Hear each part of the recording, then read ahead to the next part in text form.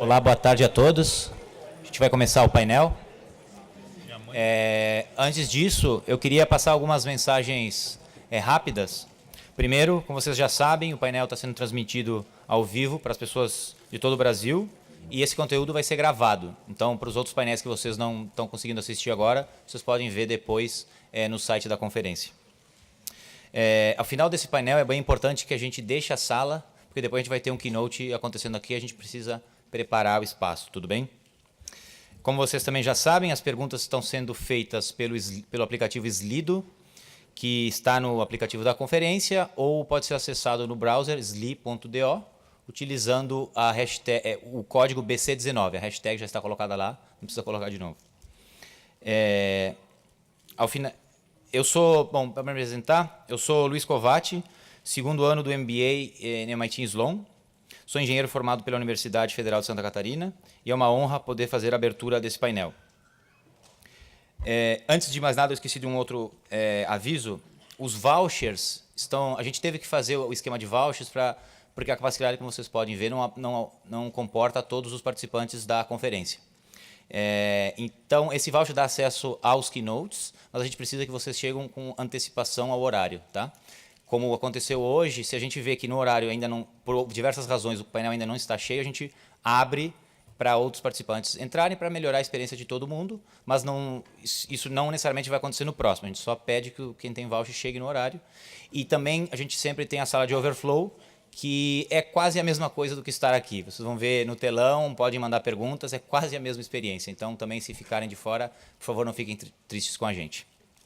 Bom, voltando, o painel discutirá os desafios de implantação e de expansão de negócios no Brasil, a dinâmica do mercado de capitais e modelos de negócios consolidados no país, além das vantagens de se investir no nosso país. Afinal de contas, o Brasil é uma boa opção? Para participar da discussão, contamos com a presença de Cláudia Sender, que é vice-presidente sênior de clientes da Latam Airlines Group, e antes disso ela foi CEO da Latam Airlines Brasil desde maio de 2013.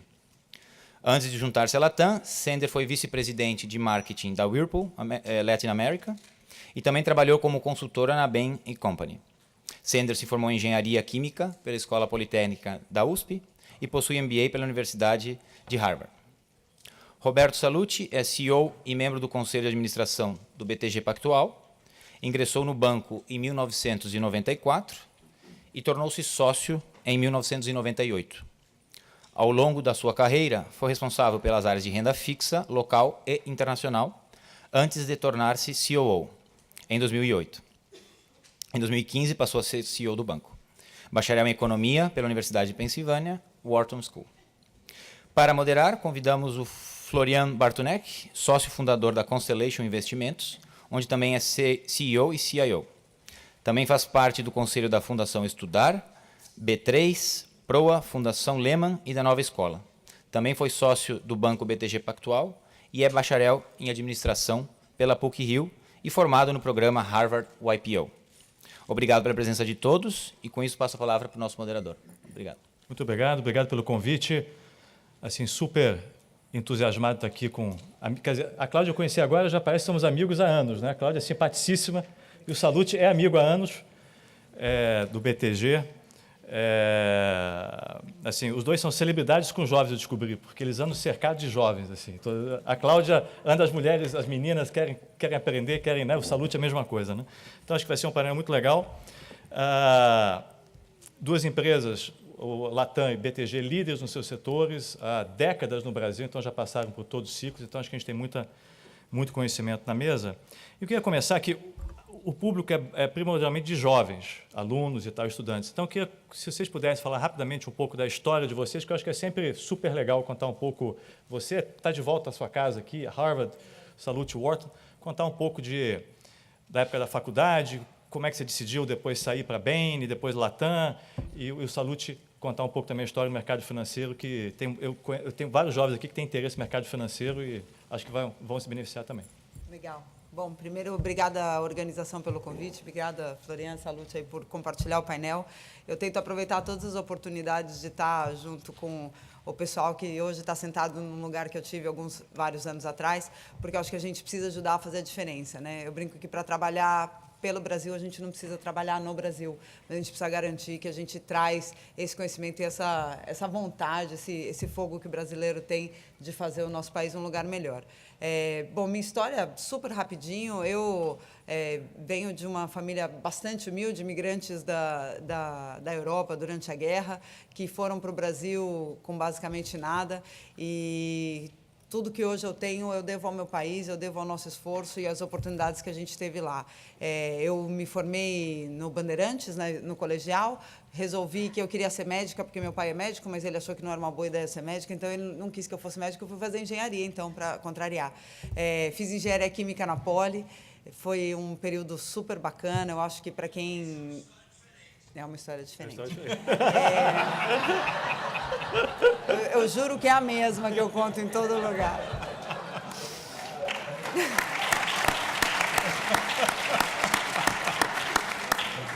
Eu posso até omitir alguns detalhes, mas é a mesma. Mas vamos lá. Imagina. Então, eu quando estava no último ano da faculdade, eu precisava fazer a Poli, na época pedia para a gente, exigia que a gente fizesse um trabalho de conclusão de curso para se formar, e eu precisava fazer o trabalho. Primeiro, pensei em fazer uma iniciação científica, e meu sonho era trabalhar, eu sempre gostei, nerd as it is, eu queria trabalhar na Petrobras para desenhar colunas de destilação de petróleo, porque eu achava isso absolutamente encantador. Mas eu, no último ano da faculdade, começaram alguns processos de recrutamento de consultoria, e eu lembro que o meu melhor amigo à época, o Rodrigo, hoje é o presidente da Tenda no Brasil, ele falou, poxa, teu custo de oportunidade hoje é baixíssimo. Por que você não vai aprender uma coisa nova, vai estudar uma coisa nova, e se não der certo, daqui a 6 meses, com certeza você vai conseguir fazer um estágio numa empresa de oil and gas, você vai conseguir entrar na Petrobras. E foi aí que eu entrei no mundo de consultoria, sem necessariamente saber o que um consultor faz. Inclusive, eu acho que tem vários consultores aqui que ainda não sabem o que um consultor faz. E fui trabalhar na Bain. Eu fui a primeira funcionária contratada da Bain no Brasil, em 1990, finalzinho de 97, comecinho de 98, e foram 7 anos incríveis. Para mim, uma jornada de muito aprendizado. Eu sou super fã de ter trabalhado em consultoria, de ter trabalhado na Bain, naquele momento que tinha um espírito super empreendedor. Eu dividia o computador com a secretária de um dos sócios, eu não tinha um computador, então foi um momento super especial da minha vida. E aí eu vim para cá em 2000 para fazer o meu MBA, e eu me lembro que naquele momento, e eu vou contar essa história para vocês, é uma história muito pessoal, eu não conto muito, mas que eu espero que vocês apreciem o valor do que vocês estão vivendo aqui hoje. Eu vim para o MBA em 2000, eu sou filha de... Meus pais são judeus, minha mãe, como uma boa mãe judia, veio comigo, porque ela achou que eu não ia ser capaz de me instalar. Ela veio contigo, ela te trouxe ou ela veio morar contigo? Ela veio ficar 1 mês comigo. E eu me lembro, eu morava aqui do lado de cá do Rio, a faculdade fica do lado de lá, e eu me lembro do primeiro dia de aula que eu estava atravessando o Rio, e o meu pai veio atrás de mim com uma câmera. Naquela época não era um iPhone, eu juro, era uma câmera. E ele vinha me filmando atravessando o Rio, e eu, pai, pelo amor de Deus, que mico, né? Porque puta mico, eu estou pagando aqui, não sei o quê. E aí ele parou de me filmar e começou a chorar, e olhou para mim e falou assim, você está realizando um sonho que eu nunca ousei sonhar. Eu sempre me emociono lembrando disso, porque eu espero que vocês que estão sentados aqui, que são uma minoria no Brasil, pensem no valor da educação que vocês estão recebendo aqui, e que tomara que voltem e devolvam para o país. Encurtando isso.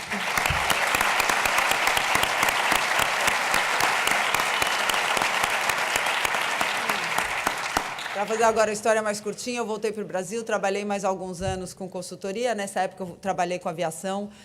Na época, eu trabalhei um pouco na Varig, depois fui trabalhar na TAM. A TAM, naquele momento, tinha um EBIT de menos 25%, e todo dia a gente sentava, você deve ter lembrado, né, para vocês investirem lá.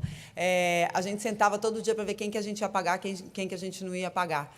Foi um momento muito difícil da companhia, fez o turnaround, se tornou a maior empresa do Brasil, super líder. E aí, em algum momento, eu resolvi que eu queria colocar mais a mão na massa. Eu fui convidada para ir trabalhar na Whirlpool Home Appliances, que é a dona das marcas Brastemp e Consul no Brasil. Foi também uma outra oportunidade super legal de trabalhar com pessoas incríveis, para quem alguém conhece o João Carlos Brega, o Paulo Periquito, pessoas incríveis, super preparadas, que foi uma experiência para mim de aprender a trabalhar com o consumidor, colocar o cliente no centro das decisões. E aí, em 2011, a TAM estava passando pela associação com a LAN, o Bolonha, o Marco Antônio Bolonha, que na época que eu trabalhei como consultora na TAM, era CFO, me chamou, falou, preciso de alguém para tocar vendas e marketing aqui na aviação, aqui na TAM, antes da gente se juntar com a LAN. Aí eu falei, a primeira coisa que eu falei para ele, falei, não existe a menor chance de você me levar de volta para a aviação, porque não existe indústria pior do que essa, que perde mais dinheiro em tão pouco tempo. A margem média das companhias de todas as empresas aéreas de aviação no mundo dos últimos 100 anos foi 0,1%. Então, não é uma questão de competência, é uma questão da indústria mesmo. E aí eu caí na besteira não só de escutar o Bolonha, mas de escutar os fundadores, né? Os dois filhos do comandante Rolim, a Maria Cláudia e o Maurício, e o Inácio e o Henrique Cueto, que foram os fundadores da LAN. E aí é um conselho que eu deixo para vocês. Trabalhar com empreendedor, trabalhar com dono, tem um brilho no olho que é totalmente diferente de trabalhar numa empresa que é 100% corporation. Eu acho que quando você escuta um empreendedor falando, o meu interesse não é necessariamente ficar mais rico, porque eu já tenho mais do que eu vou poder gastar em toda a minha vida, mas sim deixar uma marca. A minha conversa com os 4 fundadores foi: a gente quer fazer a América Latina ser reconhecida por um serviço seguro, de qualidade e que represente a Latam, a Latin America, como algo incrível. E foi por isso que eu decidi me juntar a esse projeto. São 7 anos e meio agora, me divertindo, aprendendo todos os dias. E agora estou responsável por nossas operações em 146 cidades, em 26 países diferentes, o que me mantém na nuvem. As pessoas me perguntam onde eu moro, eu falo na nuvem. Então, é isso a minha história.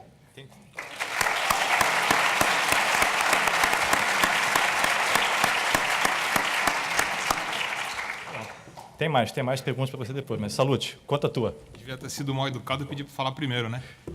A barra está alta. Bom, primeiro gostaria de agradecer aos organizadores e parabenizar vocês pelo evento. É muito raro você ter uma chance de parar, refletir o país e ter temas tão diversos sendo discutidos. E hoje eu participei um pouco antes do painel dos novos deputados e eu fiquei muito feliz de ver uma ponte sendo construída entre 2 extremos do espectro político, buscando o diálogo, que é isso que a gente precisa para o Brasil. Então, acho que a conferência permite isso, permite que nós possamos estar aqui passando um pouco da nossa experiência, de explicar o porquê que, na nossa opinião, vale ou não vale voltar para o Brasil. Assim, a minha opinião é muito clara, eu não tenho dúvida que vale, mas eu explico para vocês o porquê. Agradecer a Cláudia, o Florian, amigo de longa data. E a minha história é bem mais boring que a da Cláudia, porque eu brinco, né, que eu estudei em uma escola, uma faculdade, um emprego e uma esposa. Então, eu sou um cara bem monótono.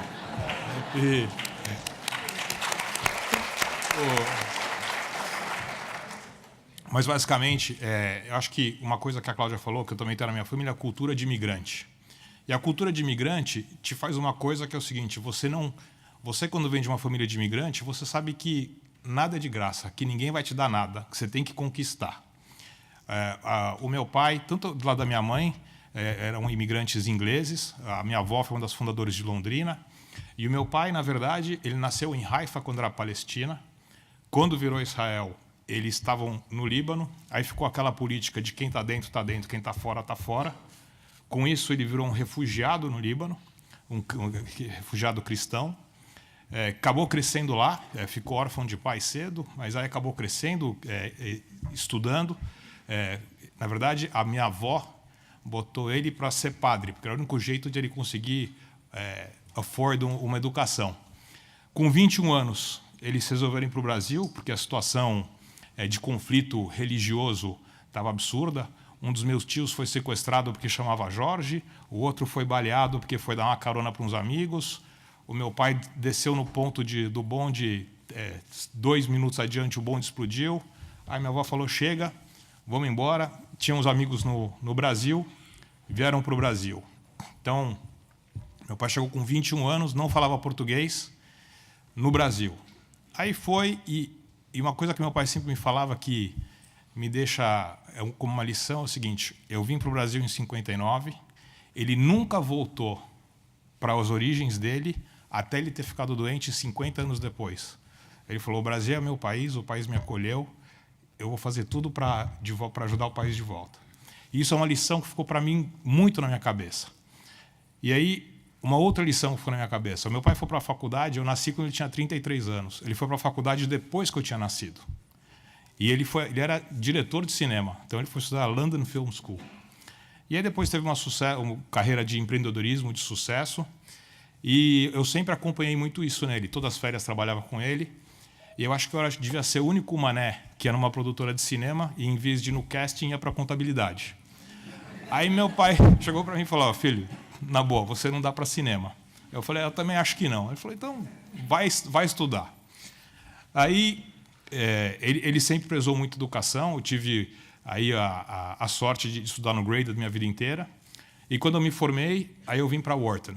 Só que eu vim para Wharton achando que eu ia fazer empreendedorismo e marketing. Aí isso mudou em 92, quando eu fiz um summer job no antigo Pactual. Aí eu me apaixonei pelo mercado financeiro. Eu me apaixonei pelo dinamismo, me apaixonei pela chance de você poder olhar o macro, de você poder mudar de opinião, e me apaixonei por aquela cultura daquele lugar que eu achava único. Tanto que aí, isso eu fiz um summer job em 92, em 93 meu pai estava vendendo a empresa dele, então eu voltei e ajudei ele a vender a empresa dele. E aí, em 94, eu estava me formando. Aí, naquela época, é dureza, na época de faculdade, vocês sabem como é que é. Aí eu vivia com $1.000 por mês. Aí eu recebi uma oferta da Salomon Brothers. Nem existe mais, que vocês nem conhecem. Ia ganhar $75 mil ano. Falei: pô, porrei, né? Eu vivo com 1.000. Vou ganhar 75, tô milionário. Aí me liga a turma do Pactual, na época era o César, o Luiz César Fernandes, que é um dos fundadores do banco. E aí, seu Luiz, tudo bem? Tudo bem, César. E aí, quer vir trabalhar com a gente? Falei: quero. Então, a gente vai te fazer uma proposta. Eu falei: beleza, tá ótimo. Tem a sua própria proposta aqui de 75, mas eu quero muito ir para isso. Se for um pouco abaixo, não tem problema. Ele falou: não, é abaixo. É 1.000 por mês. Eu falei: pô, César, 1.000 por mês? Aí ele falou: vem cá, você não acredita na meritocracia? Acredito. Você não acha que se você trabalhar e dedicar e entregar, você vai virar sócio um dia? Eu falei: eu acredito. Então, você quer ser banqueiro ou você quer ser bancário? Aí, dia 1º de julho de 94, eu estava lá, no dia do lançamento do Plano Real. E estou lá desde então. E naquela época, tinha muita dúvida. Assim, eu fiquei me pensando o que eu vou falar para esses alunos que vai ser interessante. E me pondo no lugar de vocês, você fica naquela dúvida. Vale a pena eu ficar aqui, ganhar uma experiência e depois voltar para o Brasil, eu volto melhor? Vale a pena eu seguir carreira aqui? Minha opinião para vocês é o seguinte: ou vocês vão ter uma ideia brilhante, que nem os garotos da Brex tiveram, e vocês vão abrir um negócio aqui, que vocês vão endereçar o mercado americano, porque é um mercado enorme, ou vocês voltem para o Brasil. Vocês têm uma formação única, uma experiência de vida única. E o Brasil tem oportunidades infinitas. Então, assim, a competição no Brasil para a formação que vocês tiveram é muito menor. E, além do mais, com tudo isso, ainda tem o benefício de vocês ajudarem o país. Então, eu não tenho dúvida que vale. Eu não acredito nessa aqui, vou ficar aqui 2 anos por experiência. Eu falo por mim. Graças a Deus que eu voltei em 94. E já em 94 eu estava me cortando os pulsos porque eu queria ter voltado em 92. Porque a oportunidade aparece. Você tem que estar lá, você tem que ter a sorte para a oportunidade aparecer. E você tem que ter a competência para ela aproveitar. Então, quanto antes você estiver lá, o antes vai aparecer a oportunidade e antes você vai estar preparado, porque a experiência no Brasil é cumulativa. É que nem conhecimento. Conhecimento é cumulativo. Então, até roubando um pouco do que seria o painel, assim, eu não tenho dúvida que no lugar de vocês, ainda mais hoje em dia, que o que vocês estão aprendendo de disrupção, de data analytics, de toda essa cultura digital, é um diferencial muito grande e o Brasil está precisando disso. Cláudia, quer complementar? Assim, você, assim, como mulher, que no Brasil é um pouco mais complicado do que nos Estados Unidos para mulheres, obviamente, esse mercado é um pouco mais... Qual mensagem você daria para as alunas em relação ao que o Salute falou, que é volta, não volta, vale a pena usar meu capital humano, intelectual no Brasil agora? Eu concordo 100% com o Salute. Acho que o momento no Brasil está super propício para receber, está super fértil para receber gente disposta a realmente romper os paradigmas do mercado. Eu acho que essa coisa de que aqui nos Estados Unidos é mais fácil do que lá, eu não sei, eu ainda acho que está difícil em todo lugar. A gente, hoje em dia, ainda luta, eu vou tirar 2 minutos para fazer minha propaganda feminista, porque eu não consigo resistir, mas a gente ainda luta com momentos onde eu vou contar para vocês uma experiência que passou comigo com o CEO de uma das Fortune 500 companies aqui nos Estados Unidos. Ele veio visitar a companhia outro dia, entrou, a gente estava no boardroom lá na Latam, eu estava junto com o Henrique, com o nosso CEO do grupo, e essa pessoa, esse CEO entrou, estava eu e os outros membros do comitê executivo, CEO de uma grande empresa, que é nosso fornecedor, era até então, entrou. Ele conseguiu cumprimentar todos os homens da sala, menos eu. Ele deu a mão individualmente para todas as pessoas, ele me pulou, e ele deve ter achado que eu era talvez a moça do café, e ainda se fosse a moça do café, ele podia ter reconhecido a minha presença ali, mas ele conseguiu fazer piadas ofensivas durante toda a reunião, falando de uma namorada colombiana que ele tinha tido tipo durante babaca. a faculdade, do tipo assim, que a gente ainda vê, infelizmente, muito frequentemente. Então, eu acho que assim, a gente precisa mudar essa cultura. Eu tento sempre... Como é que muda? Eu acho que tem várias formas. Eu já passei da raiva e hoje em dia eu tento tratar com um pouco mais de leveza e humor, porque eu acho que quando você vem com uma forma muito agressiva de falar sobre o assunto, em geral, você aliena a tua contraparte. Mas eu acho que uma das coisas mais importantes que a gente precisa fazer é trazer para um nível de consciência, né? O que a gente chama de pequenas agressões, os pequenos comentários, as pequenas brincadeiras, tipo, você trabalha porque você quer, mas você não precisa mesmo, né? Você pode voltar para casa e seu marido vai cuidar de você. Esse tipo de comentário pequeno e besta, que, mas você vai engravidar, então você não precisa dessa promoção, mas você não é arrimo de família, então a gente não precisa aumentar o teu salário. Esses são comentários que vão minando a nossa autoconfiança e a nossa vontade de sentar e pedir um aumento. Na prática, a vida como ela é, quando se ouve um comentário desse, o que você tem que fazer? O que você sugere? Eu, pessoalmente, em geral, o que faço é tentar não endereçar essas coisas em público, porque eu acho que você embaraça o teu interlocutor, mas eu tento sempre tratar. Eu tive algumas instâncias onde eu tive que chamar a pessoa depois. Obviamente, quando vem um convidado de fora, não tem nada que você possa fazer, a não ser se calar. Mas, em geral, manda um e-mail depois, né? Não, a gente teve algum tipo de negociação mais complicada depois. Mas o que eu faço, em geral, é sempre tratar o assunto. Manda um e-mail. Porque acho que às vezes falta educar, dar o exemplo. Exatamente. Então, eu acho que é isso, é educar, é dar o exemplo, é trazer para um nível de consciência. E eu tento trabalhar tem um ditado aqui nos Estados Unidos que there's a special place in hell for women who don't help other women. E eu acho que uma das coisas que eu tenho mais tentado fazer é garantir que eu uso a minha posição, a minha exposição de forma positiva para as garotas, né? Eu recebo hoje em dia muito e-mail, muita mensagem de meninas que estão se formando na Poli, que falam, poxa, eu estava quase desistindo aqui, mas hoje eu vejo você e eu acredito que é possível, eu tenho mais vontade de correr atrás, eu quero correr atrás dos meus sonhos, eu acho que eu sou capaz de chegar lá. Então, eu tento liderar pelo exemplo, eu tento sempre levantar a questão quando eu posso, tratando de forma mais leve, porque acho que o assunto pode ficar muito pesado, aí você fica, não, politicamente correto, é chato. Eu brinco que o politicamente correto é necessário, porque quando tem alguém na sala que não riu da piadinha, é porque você cometeu um erro e o babaca é você que está contando a piada. Então, eu acho que a gente precisa, sim, trazer esse nível de educação e de autoconscientização para todo mundo e trazer para um nível de entendimento diferente. Não, só nesse ponto de comentário.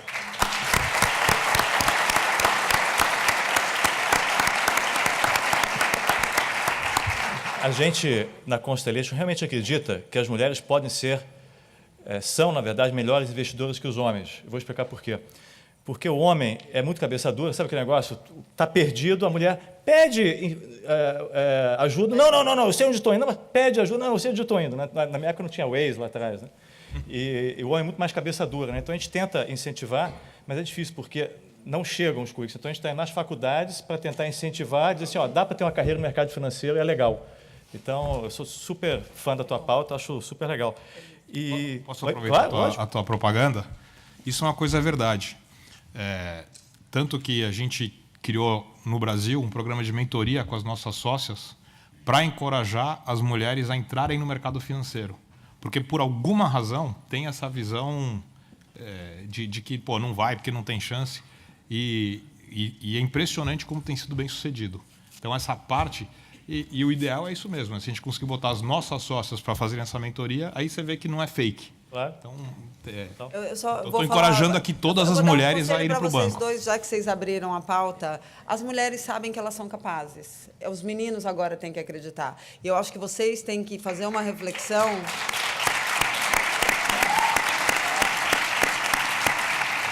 Fazer uma reflexão sobre o processo de seleção, o processo de avaliação, mas a importância do primeiro gestor. Porque, em geral, no primeiro gestor, com a piadinha, com o comentário, com o tipo de apoio, com a conversa que não acontece no escritório, mas acontece num bar, acontece no restaurante, acontece fumando charuto, acontece em outros ambientes que nós não frequentamos, no futebol, que a mulher não participa e que a gente fica alienada. Então, por isso que eu falo, o politicamente correto ele é importante para a gente conseguir incluir todo mundo. E aí não é só a mulher, são as outras minorias. Aqui a gente está falando de mulher, mas eu não sei o que vocês acham que é ser uma mulher negra no Brasil.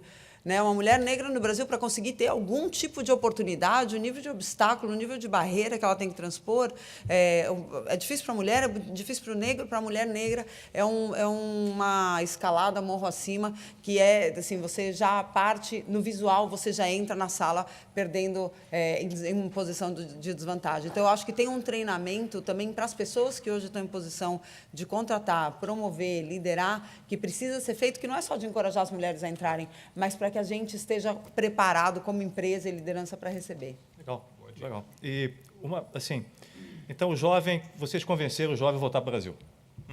Aí começa a dúvida, né? Assim, porque, né, muitas vezes ele ou vai para uma empresa ou tem um amigo que quer empreender, está chamando ele para empreender, mas ele está com medo, porque dá medo de empreender, né? Assim, todo mundo tem medo de empreender, né? E tal. Aí tá bom, vou voltar para o Brasil. Em qual setor que eu vou trabalhar?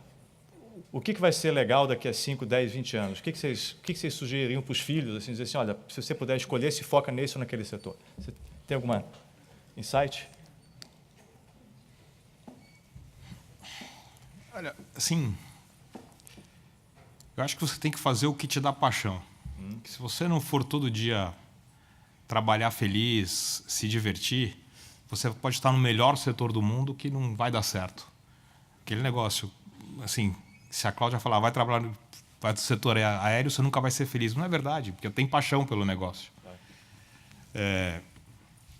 Então, obviamente, tem os setores óbvios. Acho que tem os setores, eu sempre brinco, né? A grande vantagem do setor financeiro é que a gente é overpaid. Né? Acho que eu não crio as regras. Assim, as regras, a verdade é essa. Né? Você pode escolher, eu vou curar câncer, eu vou operar mercados. Operar mercados dá mais dinheiro. É justo? Não é, é a regra. Né? Ou a regra não, é como é. Então, obviamente, eu acho que o setor financeiro tem muitas oportunidades, mas que nem foi dito hoje, acho que qualquer setor que você possa ter algo tecnológico, que você consiga melhorar o serviço e disruptar aquele mercado, é uma oportunidade. Então, acho que depende do que vocês gostam. Eu não limitaria a um setor, eu acho que todos os setores têm oportunidade. Você tem que achar algo que você goste num lugar que você goste.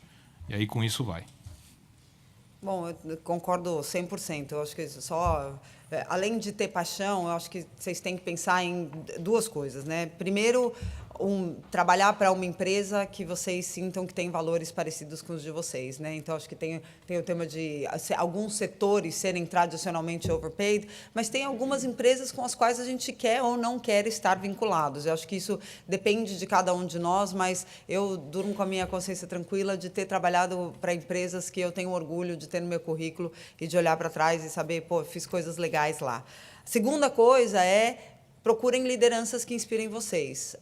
Da mesma forma que quando a gente está na faculdade, a qualidade do curso depende muito mais do professor do que da matéria, trabalhar depende, e a nossa satisfação no trabalho depende muito mais dos líderes que nos guiam, que nos inspiram, do que necessariamente do que vocês estão fazendo.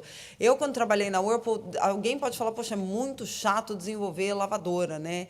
Pô, a gente desenvolveu a lavadora mais barata do mercado brasileiro, que custava mais barato do que a lavadora que tinha na Índia, e o Papa disse que a lavadora fez mais pela independência da mulher do que a camisinha. Então, para quem aqui já viu o que é lavar roupa na mão, eu não sei se alguém aqui já viu o que é lavar roupa na mão, as mães de família, as donas de casa, deixam de passar tempo com seus filhos para ficar lá no tanque lavando roupa.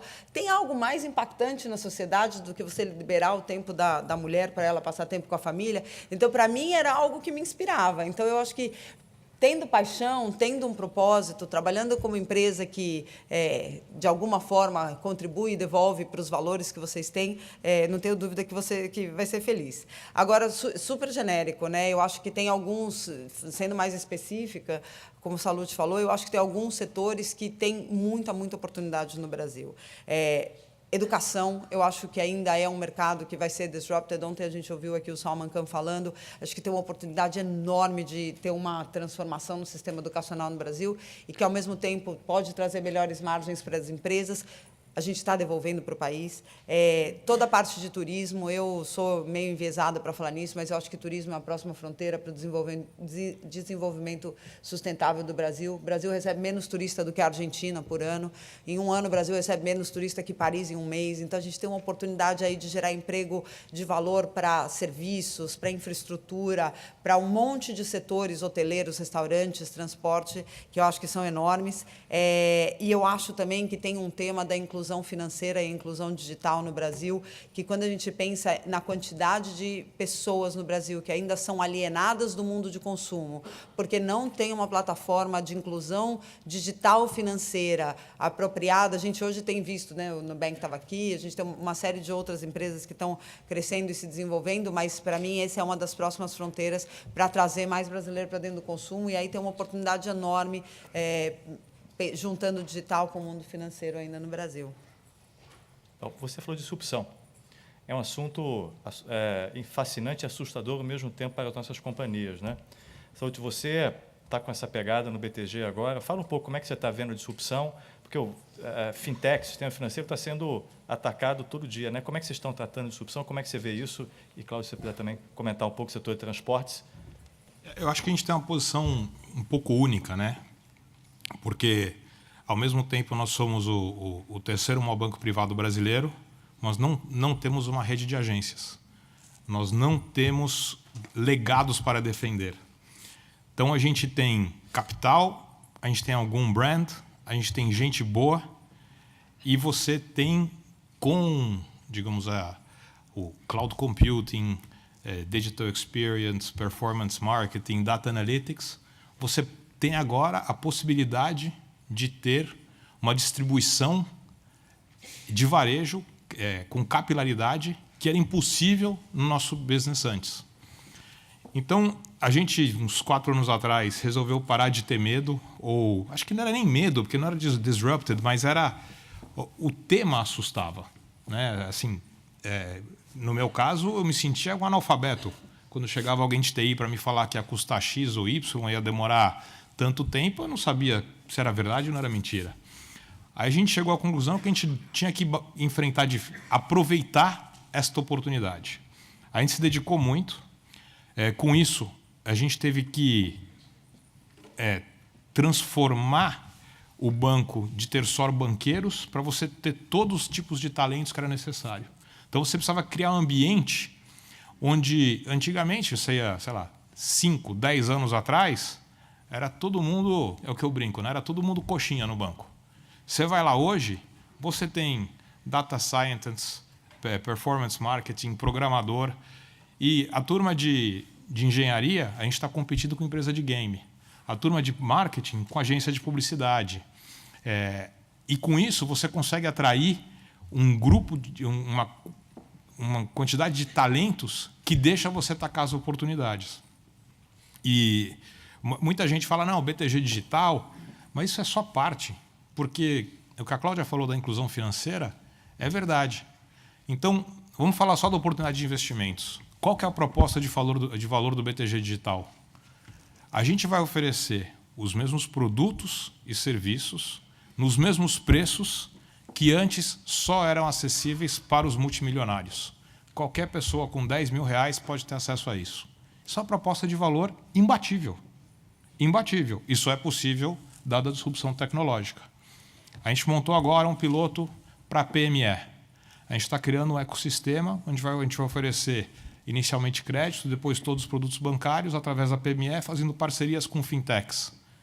Todos aqui sabemos, a Stone acho que demonstrou isso aqui hoje, que a oportunidade de atender melhor as pequenas empresas, as grandes empresas todo mundo se bate, mas as pequenas empresas é enorme. E por aí vai. Acho que você pega na parte de consumer credit, a gente tem o PAN, que passou pela mesma transformação digital.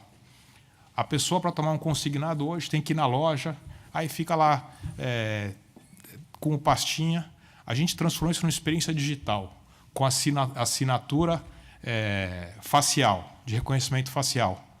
O user experience é muito melhor. A pessoa não tem que gastar dinheiro. Se a pessoa está tomando um consignado, não é que a vida está fácil. Dela não ter que se deslocar até a loja, dela conseguir uma taxa melhor, porque você tem menos custo, você está ajudando, beneficiando a sociedade e dando um melhor user experience. Então, nós estamos vendo isso como uma oportunidade de ouro para nós. Exige uma transformação cultural e de tipo de talento grande. Eu acho que a gente está sendo bem sucedido e a gente está muito animado, porque assim, se a gente vai ser bem sucedido ou não, o tempo vai dizer, mas a oportunidade está lá. Cláudia, quem vai disruptar a Latam? Eu não sei, deixa só complementando, porque eu acho que as fintechs são, eu de verdade acho que tem um tremendo espaço aí. Eu adoro contar a história da WeChat. Acho que todo mundo aqui conhece a WeChat, né? O WeChat mudou a forma como se fazem transações na China, né? E não é nem banco, né? Os caras começaram com a história dos red packets, né? Que são os presentinhos que os chineses se davam durante um dia no ano. E aí era super complicado, porque você tinha que ir lá entregar o envelopinho vermelho para outra pessoa. E de repente eles criaram o Red Pack, que você manda um WhatsApp, uma mensagem para outra pessoa com o Red Pack, com algo de dinheiro. E começou com isso. Em um dia, no ano passado, eles tiveram 1,4 bilhões de Red Packets entregues.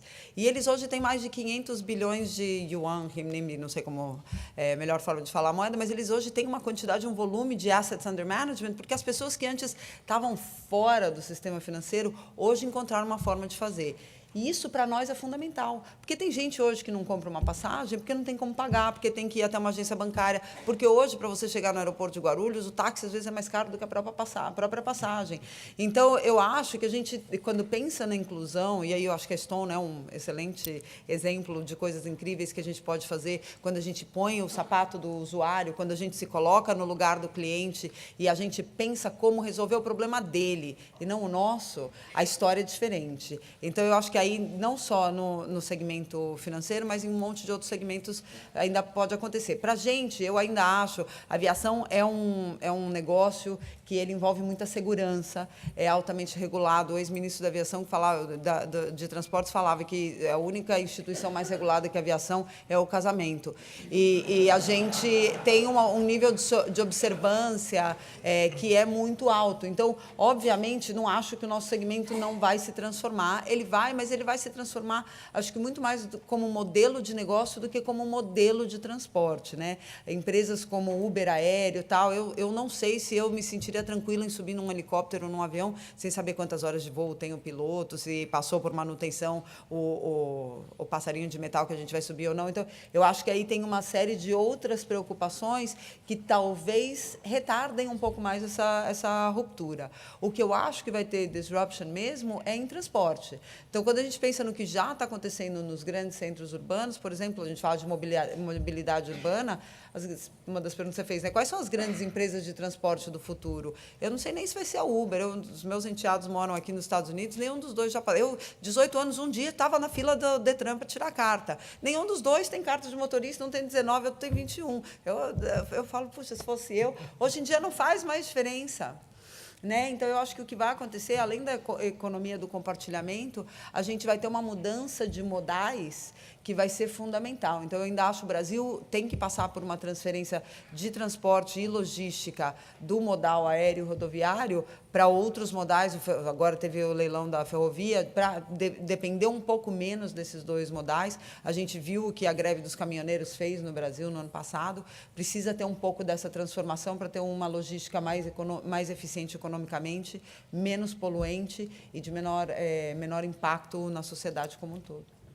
Eu, conversando com os jovens aqui, o que eu sempre ouço assim, a maioria que vem estudar aqui fora, ou em boas faculdades no Brasil, fala assim, nossa, eles erraram de me aceitar aqui. Foi um erro, eu fui um erro, porque eu estou aqui do lado, tem o cara que ganhou medalha de ouro na Olimpíada, tem o sujeito que é campeão de matemática na Índia, eu aqui brasileiro, né?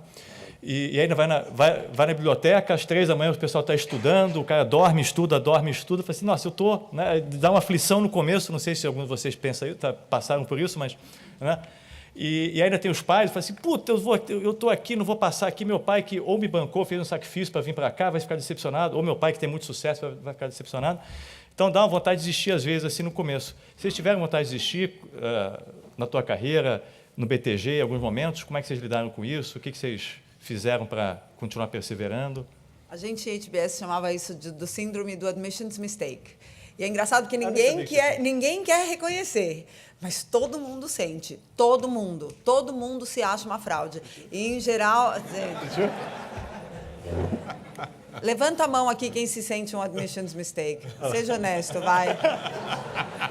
Vocês estão mentindo. Não, hoje em dia não. Hoje em dia não, mas todo mundo passa por isso em algum momento ou por isso em algum momento ou em outro.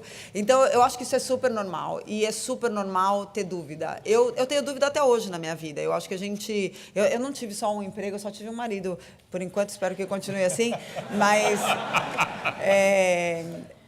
eu tive mais de um emprego, fiz mais de uma faculdade e eu tive muitas. Eu, na verdade, comecei 4 faculdades e só terminei uma porque eu tinha tanta dúvida que eu queria sempre mudar de curso. E eu acho que o dia que a gente deixa de ter dúvida, a gente começa a morrer, porque a gente deixa de ter curiosidade. Então, é super normal ter dúvida. Tomara que a dúvida não paralise vocês, mas sim seja um motor que continue impulsionando a buscar mais, a conhecer mais, a crescer mais, a fazer mais e a ganhar do cara do lado, porque tem a piada, não sei se todo mundo aqui conhece a piada do leão, né? Estavam os 2 amigos no safari, aí vem um leão rugindo e um coloca o tênis, o outro olha e fala assim, bicho, por que você vai colocar o tênis? O leão vai te comer de qualquer jeito. Ele falou, não preciso correr mais rápido que o leão, eu preciso correr mais rápido que você. Então, é isso. O leão vai continuar correndo atrás da gente, o importante é que a gente esteja sempre correndo mais rápido do que o companheiro do lado. Tá de tênis aí, Floriano?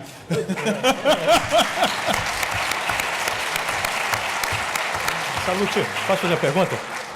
Fala, continua. Eu entendo o que você quis dizer. Agora, eu não acho que é você achar que errou. Eu acho que é a síndrome do butterfly, né? O frio no estômago. E posso contar um segredo para vocês? Nunca vai acabar. Nunca vai acabar. E isso é o que é legal. Por que eu amo o que eu faço? Porque eu vou todo dia para casa achando que os caras estão loucos de me darem aquele mandato. Como é que os caras me deixaram fazer isso? Tá louco. Isso que é o legal, porque isso vai fazendo você crescer, você ter o desafio. Então, eu acho que é muito mais esse frio no estômago e fala, não vou conseguir fazer isso. Mas é isso que move, é isso que faz você se dedicar. Então, acho que a gente falou um pouco do emprego, vocês têm que arranjar uma carreira que vocês se sintam assim todo dia. Porque no dia que vocês não se sentirem, se prepara, porque é aquele negócio, né? Tem a história que se você não sabe quem é a zebra no quarto, você é a zebra, né? Então... Deixa eu mudar um pouco, aproveitar assim... Salute, conta um pouco, assim, o BTG passou por um momento difícil, resolveu, foi... Como é que foi? Como é que foram aqueles dias? E a virada foi espetacular. E acho que muita reputação boa que o BTG tinha antes ajudou, porque os parceiros foram super parceiros. A maioria foi super parceiro. Conta um pouco, como é que foi? Intenso. Como é que você acordou? Não. Como é que foi? Olha, sinceramente, a gente não teve nem muito tempo para pensar. Mas a gente olhou aquilo e a gente falou, olha, a gente sabe o que tem que fazer. Obviamente, a gente sempre faz plano de contingência. Monta os 4 war rooms, né? War room de imprensa, war room legal, war room regulatório, war room de liquidez. E a que a gente falava, a gente vai ter que mostrar para as pessoas como a gente se comporta no pior momento possível. Que, uma vez que isso passar, algum dia, tudo que a gente está passando vai virar um ativo para o banco. Felizmente, esse dia chegou, mas no primeiro momento era muito importante. Então, a gente criou, basicamente, três cláusulas pétreas. A primeira é que a gente tinha que estar próximo do cliente. Então, o telefone não podia tocar mais que 3 vezes. Se o cliente quisesse uma explicação, você dava uma explicação. Se o cliente quisesse falar com alguém mais sênior, você passava para alguém mais sênior. Se o cliente quisesse sacar o dinheiro, você deixava ele sacar o dinheiro. Nada de, pelo amor de Deus, não faça isso. Nada de, se você fizer isso, eu não te dou serviço. Pelo contrário, vamos dar um serviço melhor ainda para mostrar que esse cliente vai acabar voltando. É muito fácil falar, difícil fazer, porque do outro lado a gente tinha que gerar liquidez. A gente teve de resgate 120 bilhões de fundos e 35 bilhões de depósitos. Todos foram pagos no dia, sem nenhum atraso, nenhum fundo fechado, nenhum side pocket, nenhum gate, porque a gente, do outro lado, usamos toda a nossa expertise, acho que uma cultura de risk management, a gente tem que honrar o nosso dever fiduciário. Todos os clientes que estavam aqui porque eles confiavam na gente como fiduciários para os recursos, para a riqueza deles. A gente tem que honrar isso. E foi o que a gente fez. E o terceiro ponto é que a gente teve que endereçar tudo de ponto de vista de governança, incluindo uma investigação independente para esclarecer todos os fatos e deixar claro que aquilo era um mal-entendido. Agora, aquele negócio, né? Você tomar essas decisões é o seguinte, a gente montou um comitê de investigação independente que não tinha nenhum dos sócios do banco. Eles tinham independência para fazer tudo. E eu fui interrogado eles contrataram o Quinn Emanuel, que é um escritório aqui dos Estados Unidos, especializado em litigation e investigação. O cara que me interrogou era um ex-procurador de Nova York. Eu me senti naquelas séries ali do CIA, FBI, sendo questionado. Mas era importante, era o que se tinha que fazer. E aquele negócio foi feito. Depois que estabilizou-se tudo, a gente falou, bom, agora precisamos traçar qual que é a nova estratégia de business para a nova realidade. Traçamos e estamos seguindo fielmente. E acho que hoje em dia a gente está sendo reconhecido aí, a gente está em all-time high em todos os businesses. A gente só está em all-time high em todos os businesses porque acho que é o que você falou, isso realmente passou e virou um ativo para o banco. Porque todo mundo viu como nós somos no pior momento possível. Legal, legal. Cláudia, fiquei super feliz que você falou que você está responsável também por clientes, que é uma paixão minha, assim, tal, eu acho que é uma coisa super, obviamente, importante. E a indústria aérea não é, assim, o NPS da indústria aérea não deve ser dos mais altos, né? Assim, você quer que te conte? Conta. Como é que resolve essa questão e qual que é a tua estratégia? Porque todo mundo quer ser customer-centric, né? Mas é um desafio tremendo, cultura. Todo mundo quer ser customer-centric, mas todo mundo quer pagar R$60 a ponte aérea, né? Então, esse é um desafio. Primeiro, assim, eu acho que a indústria aérea vive numa interna contingência, né? Porque chove, fecha o aeroporto, a gente tem, obviamente, problemas de manutenção não programada, a gente tem uma série de itens que fazem com que a gente viva em modo contingência, a gente tem planos de emergência, plano de crise armado para tudo, a gente vive em modo de contingência até quando a culpa não é nossa, né? Outro dia, o Ilan Goldfein, todo mundo aqui conhece, ele me liga e fala assim, pô, Cláudio, eu vou ganhar o prêmio de banqueiro central do ano, vocês perderam meu prêmio. A pessoa que estava trazendo o prêmio de Londres despachou o prêmio na bagagem. Eu falei, quem é essa pessoa, né? Quem despacha um prêmio na bagagem? Despachou o prêmio na bagagem. E a mala não chegou. Aí eu falei, pô, imobilizei. Tinha 100 pessoas procurando a mala da pessoa, e não achamos a mala da pessoa. 5 dias depois, toco meu telefone, Cláudio, você não vai acreditar. Uma senhora estava voltando de Londres para Florianópolis, confundiu a bagagem, levou o prêmio do Ilan, de banqueiro central do ano, para casa, mas estava muito ocupada. Então, só nos avisou que ela estava com a bagagem, com o prêmio do Ilan em casa, 5 dias depois. Então, a contingência ela é constante e a gente tem que estar preparado para isso. E tem que ser customer-centric mesmo quando a culpa não é nossa. Mas é um desafio super interessante, porque uma das nossas missões é popularizar o tráfego aéreo. A gente hoje, o Brasil, depois que teve a desregulamentação tarifária, né, quando tinha as famosas bandas e viajar entre São Paulo e Rio de Janeiro custava um salário mínimo, a gente foi de 30 milhões de passageiros por ano. O ano passado voltou a quebrar a marca de 100 milhões de passageiros no mercado aéreo doméstico do Brasil por ano, que é uma marca fenomenal, mas ela é ridiculamente baixa comparado com outros mercados. O Brasil tem um pouco mais de 200 milhões de habitantes, isso dá meia viagem por habitante por ano. Aqui nos Estados Unidos é 3,5. Né? No Reino Unido é mais do que isso. Ainda no Chile, país vizinho nosso, já é mais de 1. Então, a gente sabe que tem uma tremenda oportunidade. Agora, isso num país que tem uma população com um PIB per capita médio tão baixo quanto o nosso, requer passagens baratas. Então, a gente quer, sim, ser customer-centric, a gente pensa muito em como agradar o nosso cliente, mas sempre tendo em mente que tem vários tipos de clientes diferentes. Então, o que a gente precisa dar para o cliente é escolha. Então, a gente tem trabalhado hoje a segmentação das nossas cabines, da forma de pagamento, de se você compra só o assento, mas você também pode comprar também a bagagem, também pelo espaço maior. Também. Isso que todo mundo acha que a gente está cobrando a mais, o que faz é que nos últimos 10 anos o preço médio da passagem aérea no Brasil caiu 49%. 49%. O preço hoje o preço médio é a metade. Só que se a gente pensar na base, hoje você compra passagens por 10% do preço que a gente comprava 10 anos atrás. Então, isso é uma revolução que colocou um monte de gente dentro de um mercado que não existia. Ser customer-centric, assim como a gente tinha a lavadora mais barata do mundo na Whirlpool, também significa ter um produto mais simples para quem tem uma renda disponível mais limitada. Bom, eu acho que a gente está na hora das perguntas, né? Tem várias perguntas aqui interessantes, algumas mais polêmicas, outras mais assim. Deixa eu pegar aqui uma.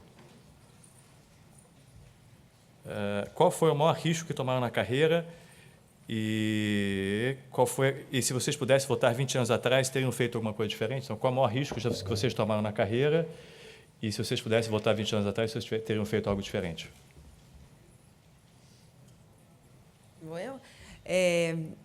Eu não mudaria nada. Eu acho que todos os erros... Eu cometi muitos erros quando eu tinha 20 e poucos anos em escolher a faculdade, em decidir os cursos, e eu acho que todos eles me ajudaram.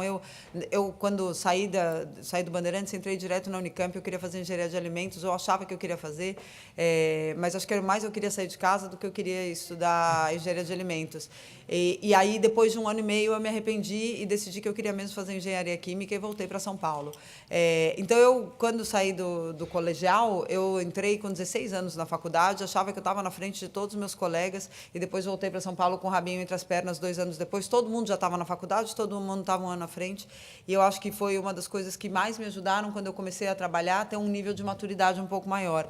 Então, eu acho que os erros ajudam muito a gente. Assim como eu acho que o medo não pode nos paralisar, a gente estava falando aqui um pouco mais cedo, eu estava aqui cumprimentando o Salute, porque eu acho que o BTG e a forma como vocês saíram da crise foi um case histórico, e no Brasil tem poucas empresas que fizeram o que vocês fizeram tão bem e que hoje se tornou um ativo.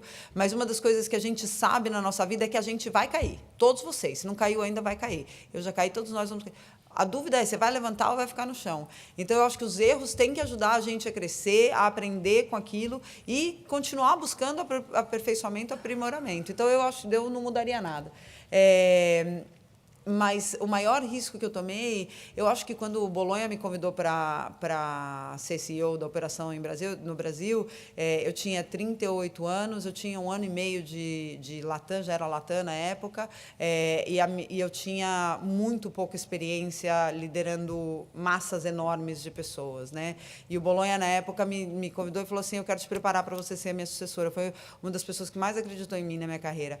E eu entrei na sala dele e falei, você está louco, né? Eu falei, você não vai fazer isso, é uma brincadeira, isso é uma pegadinha. Eu fiquei procurando a câmera. E eu achei que fosse uma pegadinha. E esse, para mim, foi um risco que eu quase não estava disposta a tomar.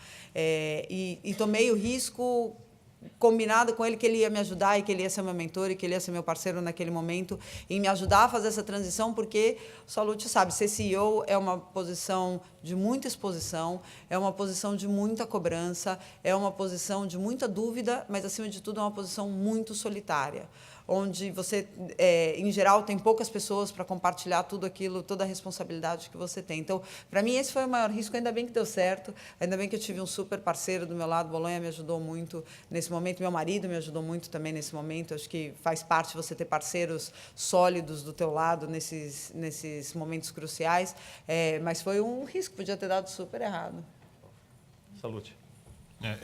Acho que eu tenho a vantagem do BTG ser um partnership, né? Então, por mais que tenha o título de CEO, acho que é uma casa um pouco diferente do seu, porque é tudo muito colegiado. Mas mesmo assim, uma coisa que você falou é verdade, né? Quando você está em posição de liderança, uma frase que me falaram uma vez que eu nunca esqueça é que o general só chora sozinho na tenda, né? Então, realmente o que você falou. Quanto acho que os maiores riscos, acho que ao longo da carreira, às vezes você toma decisões que não parecem óbvias, né? Que a oportunidade aparece, mas aparece num momento de disrupção.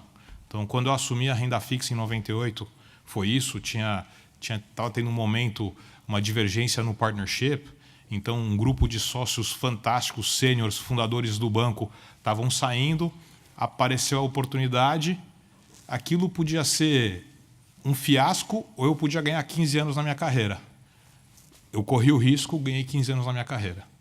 2015, acho que sinceramente não tive nem opção. Mas a mesma coisa, né?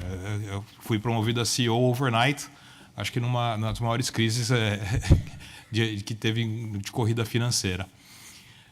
Quanto a coisas que eu faria diferente, olha assim, eu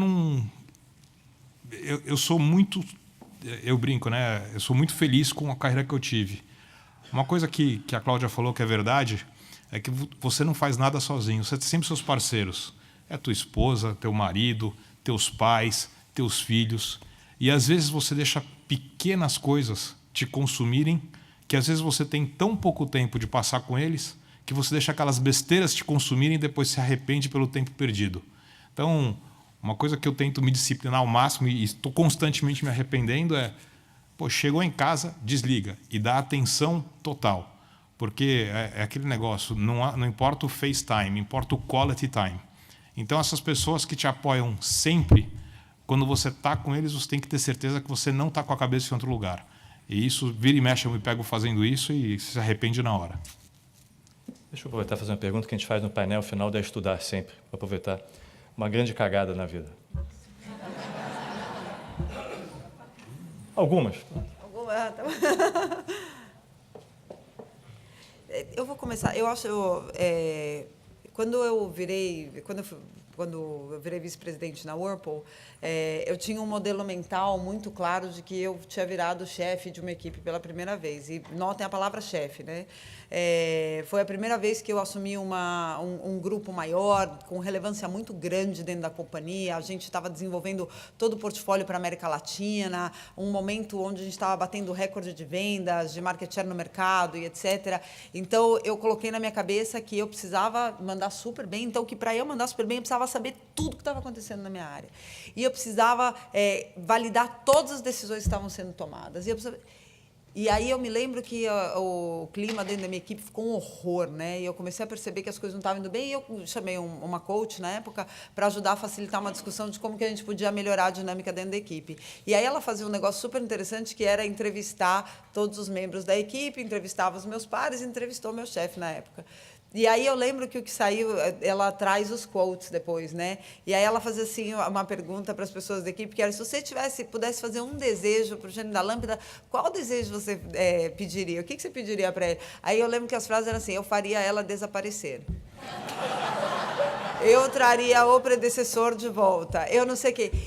E para mim, foi uma grande cagada de gestão, porque eu percebi que as pessoas hoje em dia, e vocês ainda mais, jovens, não querem mais chefes. Não querem mais que alguém venha dizer o que fazer todas as perguntas. As pessoas querem um norte e um líder, né? Vem aqui, me lidera, me dá um norte, me inspira, me ajuda a tomar decisões em momentos que eu estou em dúvida, mas não don't micromanage me.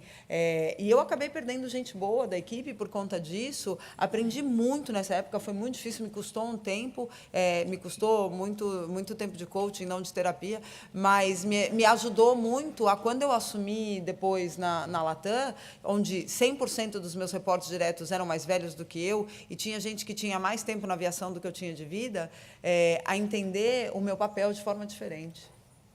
Salute. Alguma cagada você fez? Todos nós no trading muitas. Tem um por mês, pelo menos, né? Mas acho que, sim, do ponto de vista estratégico, profissional, acho que acho que não é minha, acho que também é um erro coletivo do partnership, né? Que isso a gente tem que dividir os acertos e os erros. A gente passou uma fase ali entre 2012 e 2015 que a gente teve excesso de crescimento e diversificação. E com isso você perde o foco e você acaba stretching os seus talentos. Acho que esse, assim, se você perguntar para mim qual foi o nosso grande erro, foi esse. Por isso que é muito bom a gente tá focado e ter certeza que você tem gente boa, com talento e cultura para entregar o que você precisa, porque é isso que faz a diferença. Então, a gente achou num momento ali que a gente podia tudo. Não é assim. Então, tem que focar, ter humildade e focar onde você tem competitividade. Cláudia e Saúde, o que eu precisaria, sendo jovem, fazer para trabalhar com vocês? Não, porque deve ter muita gente aqui que está pensando nisso agora. Primeiro voltar ao Brasil, para a América Latina, talvez. Eu acho, o que a gente hoje procura é gente com um olhar diferente, né? Eu acho que mais do mesmo a gente já não precisa mais, tem em abundância.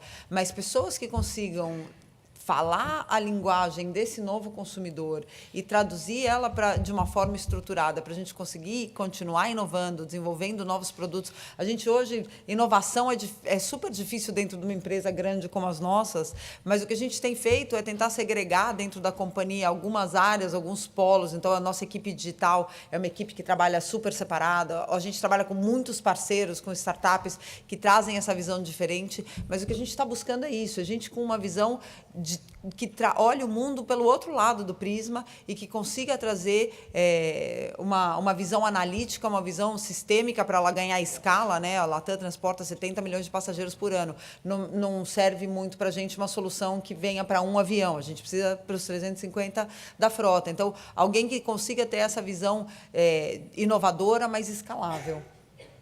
Legal. Eu acho que quando a gente está entrevistando pessoas, a gente procura pessoas que têm 3 principais características.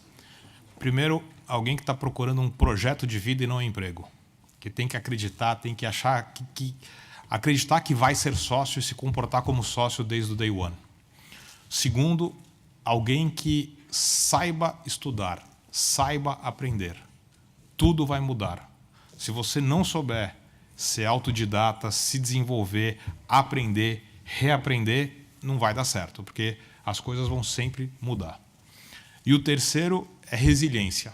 Sim, não vai ser tudo sempre como você quer. Você vai ser injustiçado, vai receber um bônus muito menor que você merece, vai ser criticado injustamente. A vida é boa, mas não é justa.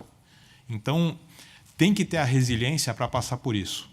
E isso é uma coisa que, assim, a geração nova, essa cultura Tinder que eu brinco, na minha época era difícil pra caramba dar uma paquera. Você tinha que sair, tinha que ir no bar, tinha que beber, basta horas. Agora é direita, esquerda, direita, esquerda. Tá sabendo, hein? Tá sabendo, hein, Salute? Tá sabendo, hein?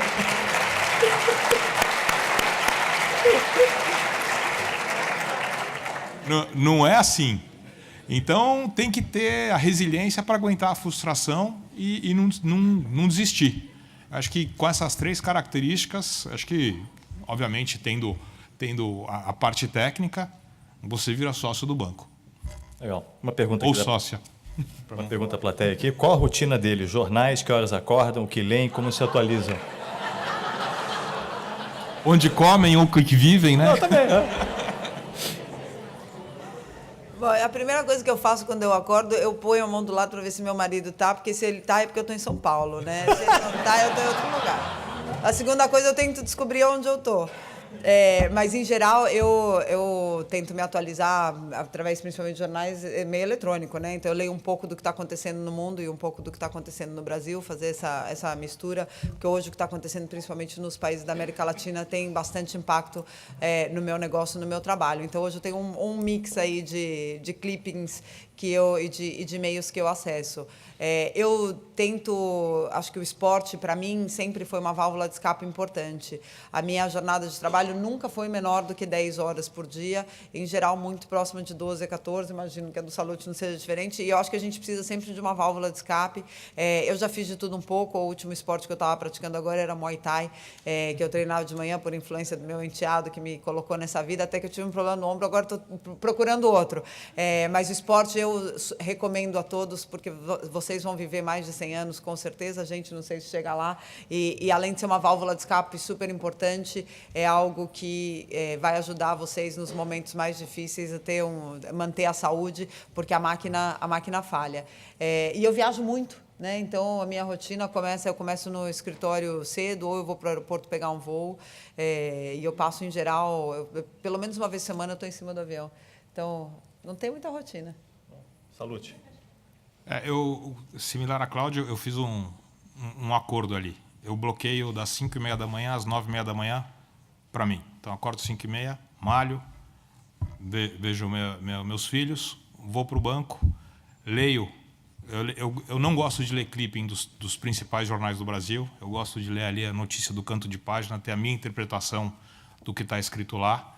Aí depois pego os clippings, o pessoal de research, dou uma olhada no Financial Times, Wall Street Journal, até 9h30 me atualizo, e aí aí não tem rotina. Aí é a diversão de onde a gente está hoje, que você tem cada dia um novo desafio, cada dia um novo aprendizado, e isso é o legal.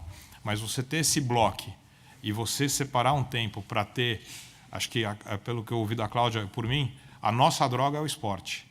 E é uma ótima droga, porque você precisa da endorfina.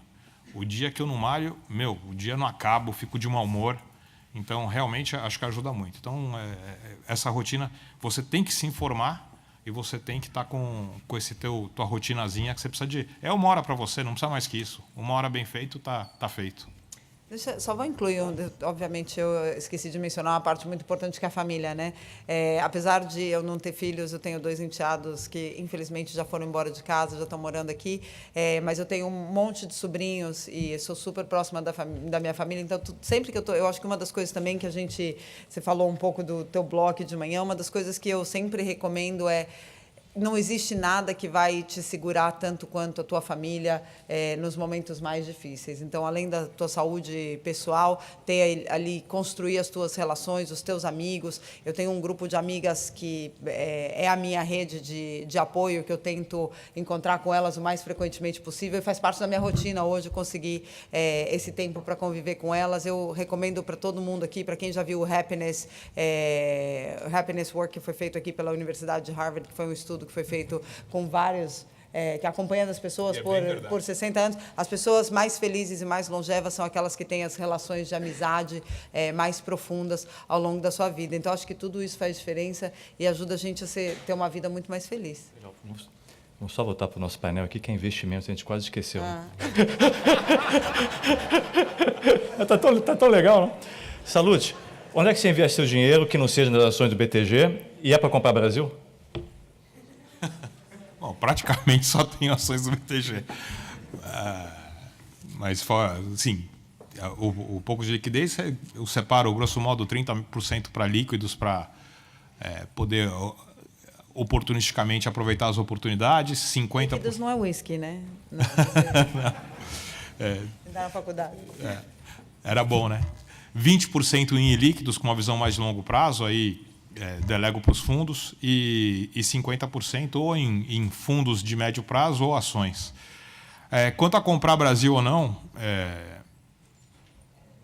olha, eu sou é que a gente brinca, né? A gente é otimista incorrigível. Eu acredito no Brasil, eu acho que a gente está num momento que... Bom, a gente conhece o Paulo muito bem. O Paulo, eu lembro quando eu entrei no banco, ouvi as palestras dele, eu quase babava. Assim, eu falava, cara, como é que pode ter... cara conhecer tanto de história, tanto de economia e falar tão bem. E acho que ele está com visão corretíssima. Ele montou uma equipe fantástica. Eu acho que a gente tem um consenso na sociedade que a gente nunca teve, da necessidade de ter uma reforma. A gente está falando de previdência, mas no fundo é uma reforma fiscal.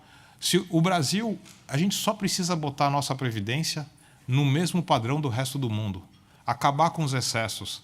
Na verdade, a previdência foi sequestrada por grupos de interesse. Vamos devolver para o povo, botar o Brasil on par com o resto do mundo. Isso já vai dar um boost no país. E eu acho que tem consenso para isso. Você vai ter negociação, você vai ter volatilidade, você tem as idiosincrasias de personalidades que não cabe a mim opinar. Agora, eu acho que chegou a hora do consenso. Que nem em 94 tinha consenso do Plano Real que vai acabar com a inflação, chegou o consenso de acabar com o problema fiscal. E depois disso, eu tenho uma esperança enorme que a insegurança jurídica, tributária, regulatória é infernal no Brasil. Você paga todos os impostos corretamente, aí chega um cara, decide te multar, e você vai reclamar no CARF, e você aparece no jornal como um bandido porque você está reclamando no CARF. Aí a votação é 3-3, porque é tudo 3-3. Porque o pessoal da Receita, se vota contra, o cara é expatriado para a Venezuela. Não dá. Assim, a gente precisa de segurança tributária, segurança jurídica, segurança. Se você fizer o certo, acabou, você fez o certo. Quando você vai para a Inglaterra, você fala, eu estou com dúvida desse tributário. Se eu fizer isso, está ok? Aí o Her Majesty's Customs te dá uma pergunta, está ok? Acabou, você tem segurança tributária. A gente precisa, depois, e eu vejo vontade, seja pelos representantes novos no Congresso, você tem uma bancada liberal no Congresso. Isso, para mim, é um sonho, né?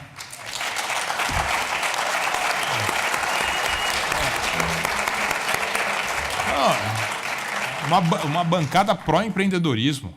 Então, é um sonho. E se a gente fizer isso, tem tanto potencial de crescimento que eu sou otimista, investiria no Brasil, voltaria para o Brasil. Se a gente não arrumar nosso país, ninguém vai arrumar para a gente. Né? Não acredito nessa que a saída do Brasil é Guarulhos. Não acredito nisso. Acho que a saída do Brasil é fazer o que os heróis aqui estão fazendo. O governador Zema, o Paulo, que a turma está se dedicando.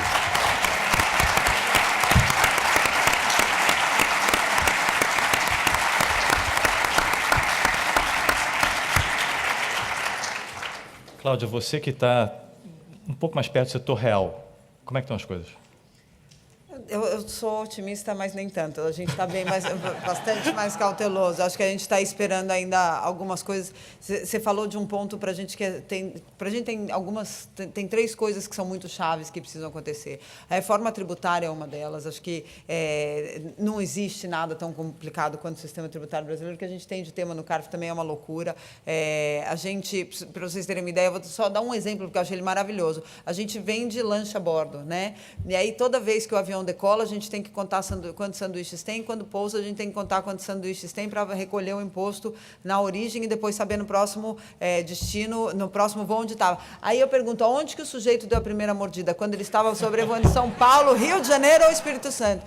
E é uma loucura porque isso não existe em lugar nenhum no planeta. Então, esse é o nível de complexidade que a gente vive.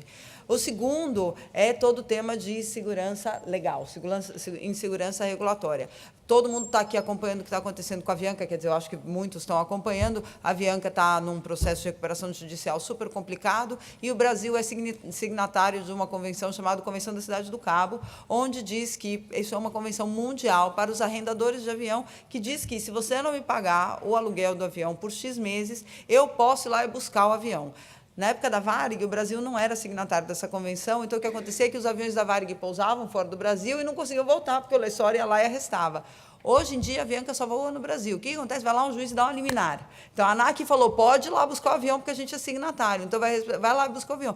Aí o juiz fala, não pode. Então, o que está acontecendo agora? As nossas taxas de leasing de avião, que não tem nada a ver com isso, que estamos em dia com as parcelas do carnê do baú, estamos aumentando o valor do leasing. Então, a insegurança jurídica, nesse sentido, o Brasil ele é signatário de uma série de convenções que não respeita, porque tem um juiz ali de qualquer instância que pode dar uma sugestão, uma decisão diferente. E, por último, o Brasil ainda trabalha, eu ainda acho que a gente precisa acreditar na inteligência e na maturidade do povo brasileiro. O Brasil trabalha para tutelar consumidores e empregados, né? Então, o Brasil é o único país no mundo, vou dar exemplos da minha indústria que eu conheço mais, mas o Brasil é o único país no mundo onde as companhias aéreas têm que compensar e recompensar um cliente por um problema meteorológico. Então, aqui, quantos de vocês, eu já fiquei N vezes dormindo naquela caminha aqui em JFK, aqui em Boston, porque teve uma nevasca, o aeroporto fechou, todo mundo tranquilo, esperando abrir, porque segurança, você não consegue decolar. No Brasil, tem uma tempestade, Guarulhos é o lugar que cai a chuva em Tupi-Guarani. E a chuva cai e fica. E o aeroporto fecha, e a gente fica orbitando ali, e aí sabe o que acontece? As pessoas perdem voo, a gente tem custo extra de combustível, não sei o quê, a gente tem que pagar hotel, transporte, comunicação. O brasileiro tem a cultura do processo. A Delta, vou dar um exemplo que não é nosso, a Delta tem 5.000 voos por dia aqui nos Estados Unidos e tem, por ano, 130 processos. Ela tem 5 voos, 5 contra 5.000, 5 voos por dia no Brasil e 1.200 processos. Por quê? Porque a gente criou uma cultura que a gente tem que tutelar, porque o cidadão é ignorante, coitadinho, não pode se cuidar. Então, para mim, esses são os 3 pontos que, do ponto de vista da economia real, de quem está ali no dia a dia, empreendendo, trabalhando e tentando prestar um bom serviço, só encarece, porque todo mundo paga essa conta no final, quando a gente está tentando fazer algo que a gente acha que está protegendo a população, mas, no final, está fazendo exatamente o contrário. Legal. Florian, tem um conhecido nosso que fala para o Brasil, assim, diminuir o custo de fazer business no Brasil, tinha que ser a primeira cláusula da Constituição, tinha que ser: cumpra-se a lei, não importa a lei. Se quiser mudar a lei, o Congresso muda. Não dá para você ter uma lei que tem várias interpretações. O custo que a Cláudia descreveu aqui da vida real é enorme.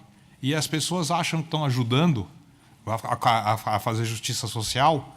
É o contrário. Porque é o famoso, você faz aquele pequeno bem que você está vendo ali, só que o mal afeta todo mundo. Então é o famoso maioria silenciosa com minoria barulhenta. Tem mais uma pergunta da plateia aqui. Qual é o contrafactual da Cláudia e do Roberto? Quais paixões vocês deixaram de lado para seguir o caminho que vocês seguiram? Tem alguma ou seguiram a paixão de vocês? Eu deixei de tocar piano, que eu era apaixonada quando eu era mais nova. Um dia acho que ainda vou voltar, mas foi uma paixão. Você dá, ainda dá tempo, não precisa ser muito. Mas acho que ainda dá. Também não, acho que não tinha nenhum grande talento assim para fazer algo a mais, não. Então, não sinto que eu deixei nada, não. Tá bom. Pessoal, muito obrigado. Eu adorei. Não sei se vocês gostaram. Obrigado.